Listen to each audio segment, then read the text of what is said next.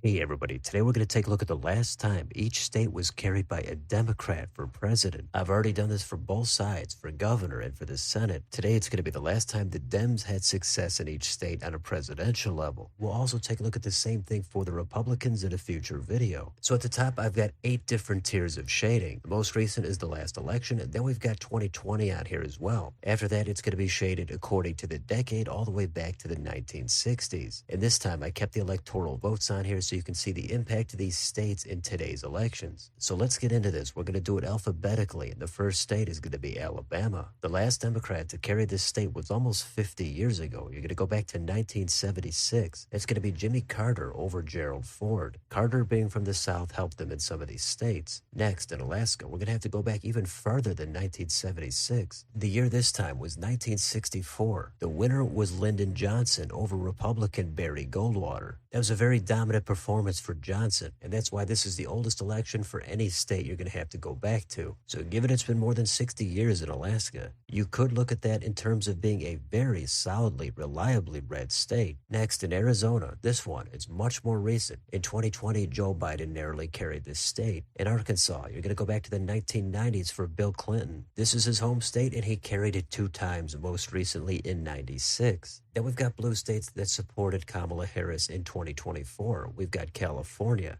Colorado, Connecticut, and Delaware. Down in Florida, the former swing state last supported a Democrat for president in 2012, and that was Barack Obama over Mitt Romney. One state north, in Georgia. For this, you're only going to go back about 40 years. In 2020, Joe Biden narrowly carried this state. Hawaii is a solid blue state, and it supported Kamala Harris in 24. Next, in Idaho, here's a solid red state, and for this, you're going to go all the way back again to 1964. Lyndon Johnson here defeated Barry Goldwater. It was by a pretty close margin, and if it wasn't for that win, you'd have to go back to 1948 with Harry Truman. Then we've got another 2024 state, and that's going to be Illinois. Right next door, we've got Indiana, and this state famously last supported a Democrat for president in 2008. That was when Barack Obama pulled off the upset over John McCain. In the next election in 2012, Obama lost the state. Next, we've got Iowa, and this state supported Obama 2 times, both in '08 and in '12. Then we've got another long-running red state. It's Kansas. This is another one going back to Johnson in 1964. The next state is Kentucky, and this one goes back to the Bill Clinton years, and he was able to carry this state 2 times, most recently in '96. In Louisiana, it's going to be the same story. Bill Clinton in 1996. In Maine, at large, the state did support Kamala Harris in '24. Also doing that is going to be Maryland and Massachusetts. Then in Michigan, the last Democrat to win this state is going to be Joe Biden in 2020. In Minnesota, it's going to be Harris in 2024.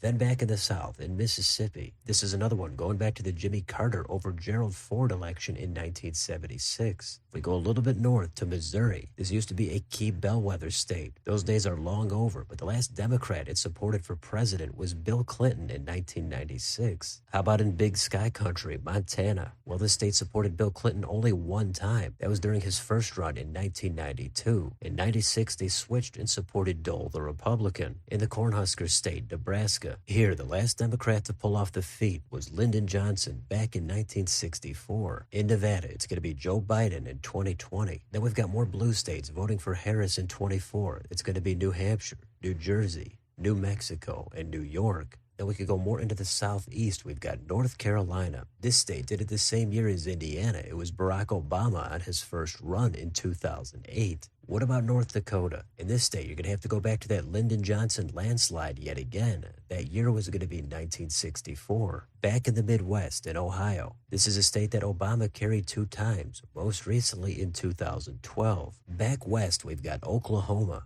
And again, we're going to go back to that familiar year of 1964 with Lyndon Johnson. All the way west in Oregon, that state, of course, supported Harris in '24. Back east in Pennsylvania, it's not a surprise. You probably remember this state supported Joe Biden way back in the year of 2020. But in New England, Rhode Island supported Harris in '24. Back in the Sun Belt in South Carolina, this state supported its neighbor Jimmy Carter for president in 1976. Back up north and then into South Dakota. This is another state that's going to run into the Lyndon Johnson firewall of 1964. If we go to the volunteer state, Tennessee, they supported Bill Clinton in 1996. You might remember that Clinton's running mate, Al Gore, was from Tennessee, but he did not win the state in 2000. Now we've got a huge state. It's Texas. The year this time is going to be another familiar one. It's going to be 1976. It wasn't a landslide, but Jimmy Carter carried this state over Gerald Ford. In Utah, the name here is again going to be Lyndon Johnson, and the year is going to be 1964. Then some more recently voting blue states. We've got Vermont,